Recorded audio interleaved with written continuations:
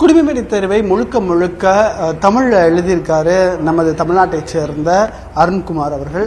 எந்த ஊரை சார்ந்தவர் நீங்கள்? இப்போ இந்த யூபிஎஸ்சி உங்களுக்கு தமிழ் எழுதுனது எப்படி இருக்கு? வணக்கம் சார். என் பேர் அருண்குமார். நான் வந்து கட்ரசம்பட்டி கிராமம், தருமபுரி மாவட்டத்தை சார்ந்தவன்.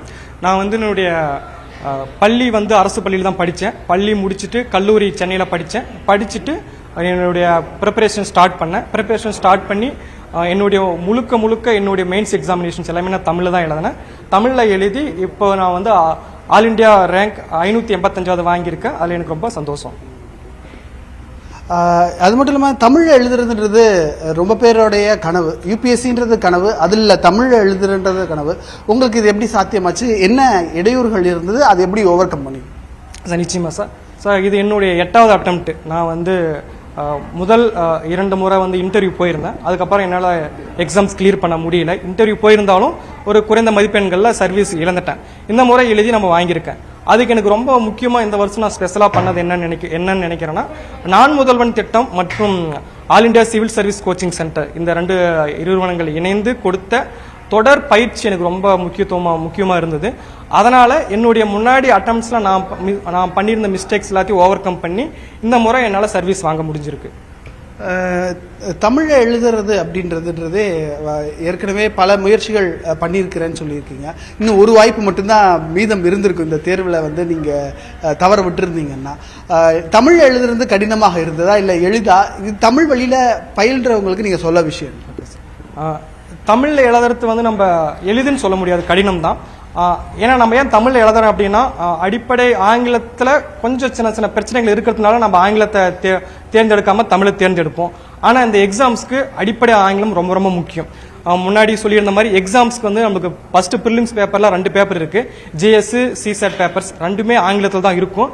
அதுக்கு நம்ம ஆங்கிலத்தில் தான் பதில் தருவோம். அதுக்கான ஆங்கில அறிவு தேவை.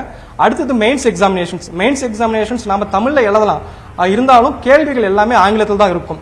ஸோ அந்த கேள்விகளை புரிஞ்சுக்கிற அளவு நம்மளுக்கு ஆங்கில அறிவு ரொம்ப அவசியம்.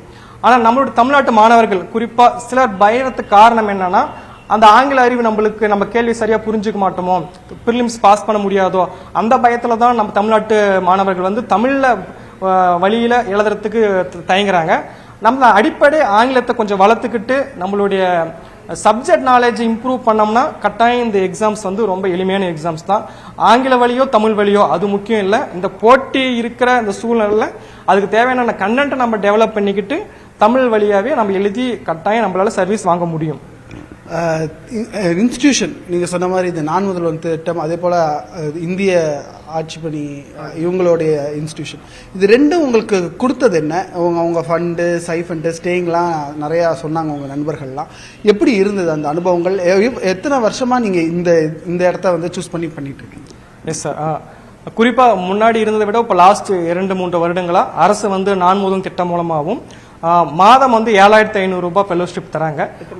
10 மாசத்துக்கு தராங்க. அது வந்து தொடர் பயிற்சியில் இருக்கிறவங்க பொருளாதார அளவில் பாதிக்கப்படும் போது அது கட்டாயம் பயனுள்ளதாக இருக்குது.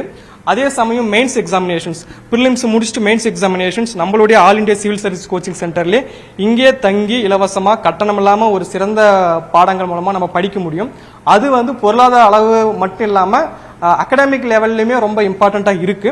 ஸோ நம்ம பொருளாதாரத்தை ஓரமாக வச்சுட்டு அந்த பிரச்சனைகளை தள்ளி வச்சுட்டு முழுக்க நம்மளுடைய அகடமிக்ல எப்படி இம்ப்ரூவ் பண்ணலாம், எப்படி மார்க்ஸ் ஸ்கோர் பண்ணலான்றதுக்கான ஃபுல் ஃபோக்கஸும் இங்கே இருந்தால் நமக்கு கிடைக்குது. அது இந்த முறை நான் நேரடியாக பங்கு பெற்று அதன் மூலமாக பயனடைஞ்சிருக்கேன். அதனால தான் இந்த முறை எனக்கு முன்னாடி கிடைக்காத சர்வீஸ் இந்த முறை 585வது ரேங்க் என்னால் எடுக்க முடிஞ்சிருக்கு. இந்த ரேங்க் எடுத்தது மூலம் அப்பா அம்மா என்ன சொன்னாங்க? உங்கள் ஃபேமிலி பேக்ரவுண்ட் எப்படி? நான் வந்து விவசாய குடும்பத்தை சேர்ந்தவன். என் அப்பா அம்மா ரொம்பவே மகிழ்ச்சியாக இருக்காங்க. நான் கிட்டத்தட்ட 8 வருஷமா தொடர்ந்து எக்ஸாம்ஸ் எழுதிட்டு இருக்கேன். முன்னாடி சர்வீஸ் கம்மியான மார்க்கில் எனக்கு சர்வீஸ் கிடைக்காம போயிருந்த போதும் தொடர்ந்து எனக்கு படிக்கிறதுக்கு ரொம்ப ஊக்கமாக இருந்தாங்க. என்னுடைய அப்பா அம்மா மட்டும் இல்லாமல் என்னுடைய ஃப்ரெண்ட்ஸு, என்னுடைய டீச்சர்ஸு, மென்டார்ஸு எல்லாருமே எனக்கு ரொம்ப சப்போர்ட்டிவாக இருந்திருக்காங்க. அது மூலமாக தான் இந்த முறை நான் ஓரளவுக்கு முயற்சி செஞ்சு 585வது ரேங்க் வாங்கியிருக்கேன். ரொம்ப நன்றி. ஒரு விவசாய குடும்பத்திலிருந்து தமிழ் வழியில் படித்து தமிழ் வழியிலேயே குடிமைப்பணி தேர்வை எழுதி இன்னைக்கு வெற்றி பெற்றிருக்கிறார். அவருக்கு வாழ்த்துக்கள். ஒளிப்பதிவாளர் நிர்மலுடன் நியூஸ் 18 தமிழ்நாடு செய்திகளுக்காக சுபாஷ்.